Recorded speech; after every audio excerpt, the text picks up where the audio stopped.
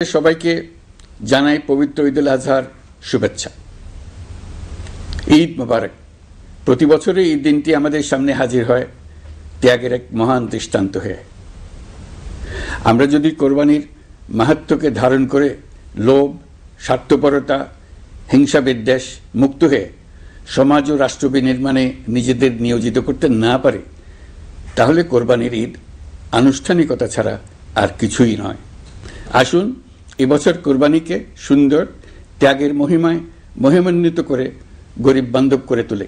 প্রিয় দেশবাসী, কোরবানির পশুর চামড়া থেকে অর্জিত আয়ে আমার আপনার দরিদ্র আত্মীয় পরিজন, প্রান্তিক জনগোষ্ঠী ও দেশের লক্ষ লক্ষ মাদ্রাসা শিক্ষার্থী উপকৃত হয়। আমাদের গরিব স্বজন ও প্রতিবেশীরা তাদের হক যেন ঠিক বুঝে পায়, সেদিকে আমাদের মনোযোগ দিতে হবে। তবে এই উৎসবটি হয়ে উঠবে ধনী গরিব সকলেরই উৎসব। পশুর চামড়ার ন্যায্য মূল্য নির্ধারণ, বর্জ্য ব্যবস্থাপনা সহ সার্বিক বিষয়ে সুষ্ঠু ব্যবস্থাপনা নিশ্চিত করতে সরকারের একটি উচ্চ পর্যায়ের কমিটি কাজ করছে। একটি কন্ট্রোল রুমও খোলা হয়েছে।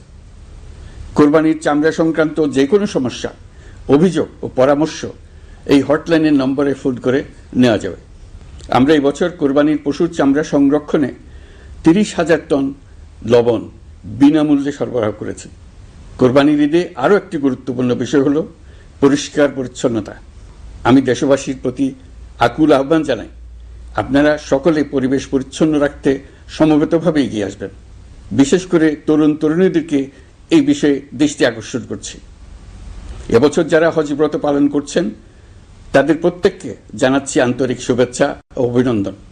মহান রব্বুল আলমিনের অশেষ মেহেরবানিতে, আপনাদের দোয়ায় এবং সংশ্লিষ্ট সবার সর্বোচ্চ আন্তরিকতা ও পেশাদারিত্বের ফলে এবছর আমাদের হজ ব্যবস্থাপনায় সাফল্য এসছে।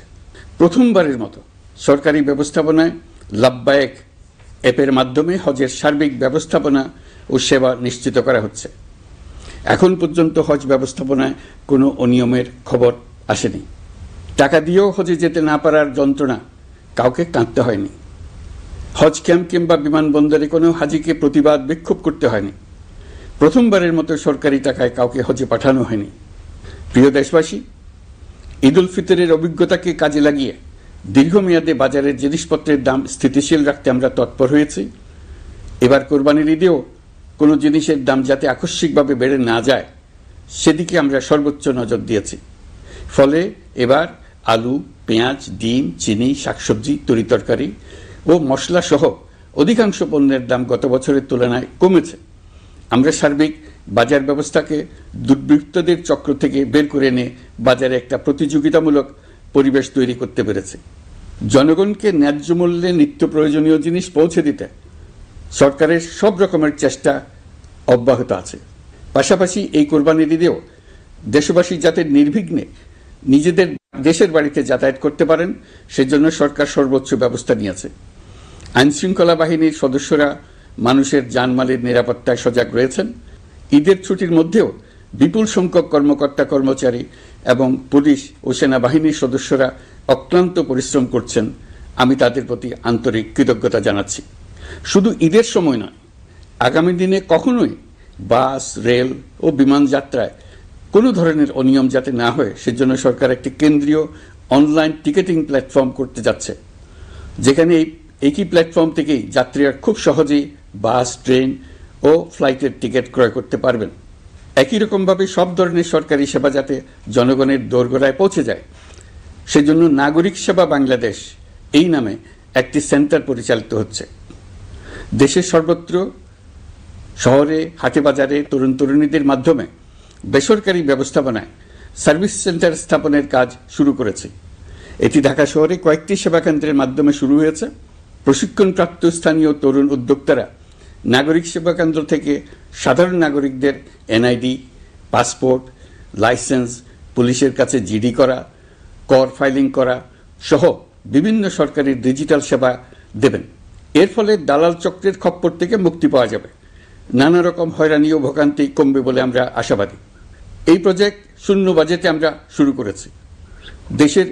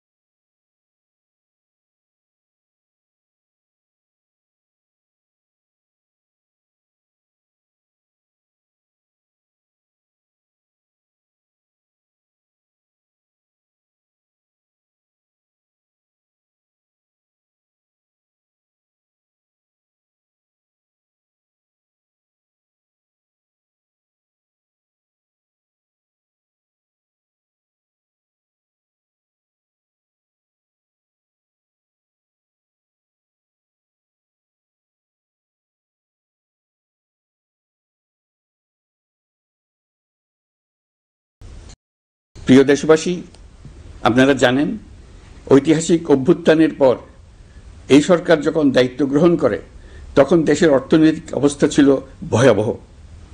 ভয়ঙ্করভাবে যুদ্ধবিধ্বস্ত দেশের অর্থনীতিও এতটা খারাপ থাকে না যতটা খারাপ করে দিয়েছে 16 বছরের লাগামহীন লুটপাটতন্ত্র। আশার বিষয় হচ্ছে শুধু ব্যাংক নয়, প্রত্যেকটি আর্থিক প্রতিষ্ঠান এখন ঘুরে দাঁড়িয়েছে। জনগণের আমানত এখন নিরাপদ। অর্থনীতির অধিকাংশ সূচক ইতিবাচক ধারায় ফিরে এসছে। আমাদের অর্থনীতির ইতিবাচক ধারা বিদেশি বিনিয়োগকারীদেরকেও আকৃষ্ট করছে। বৈদেশিক মুদ্রার রিজার্ভ শূন্যে নেমে যাওয়ার ভয়ে পতিত সরকার বিদেশি ব্যবসায়ীদের আয় নিজ দেশে নিতে দিচ্ছিল না। আমরা সেটা নিরসন করেছি।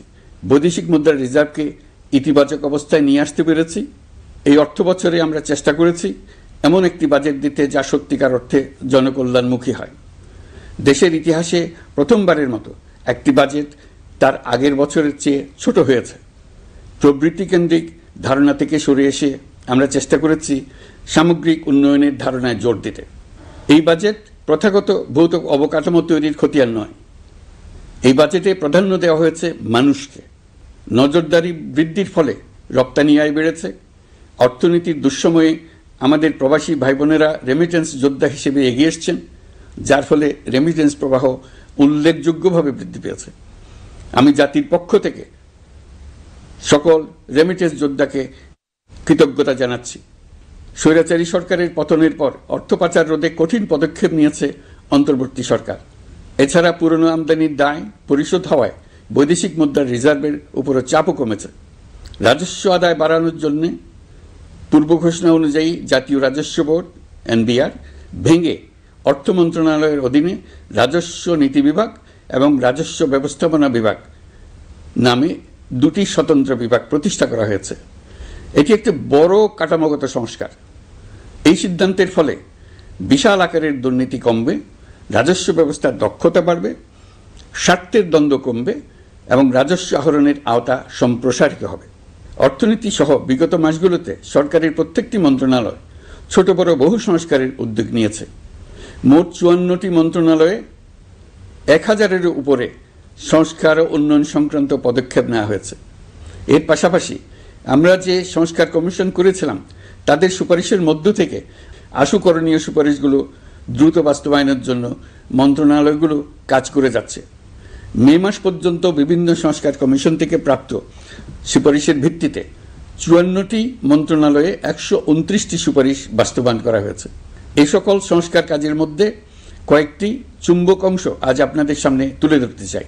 আইন ও বিচার বিভাগ মোট 33টি গুরুত্বপূর্ণ সুপারিশ ইতিমধ্যে বাস্তবায়ন করেছে। এর মধ্যে উল্লেখযোগ্য হল ইন্টারন্যাশনাল ক্রাইমস ট্রাইব্যুনাল অ্যাক্ট 1973 সংশোধন ও পুনর্গঠন করে আইনটি আন্তর্জাতিক মানের সাথে সামঞ্জস্যপূর্ণ করা। বিচার বিভাগীয় সংস্কার কমিশনের প্রস্তাব অনুযায়ী সুপ্রিম কোর্ট বিচারক নিয়োগ অধ্যাদেশ 2025 প্রণয়ন ও জারি করা হয়েছে। এর অধীনে প্রথমবারের মতো বাংলাদেশের ইতিহাসে গণবিজ্ঞপ্তির মাধ্যমে সুপ্রিম কোর্টে বিচারক নিয়োগের সুযোগ তৈরি হয়েছে। দেওয়ানি কার্যবিধির সংশোধন করা হয়েছে, যার ফলে এখন বাদীকে আর দিনের পর দিন সশরীরে আদালতে যেতে হবে না।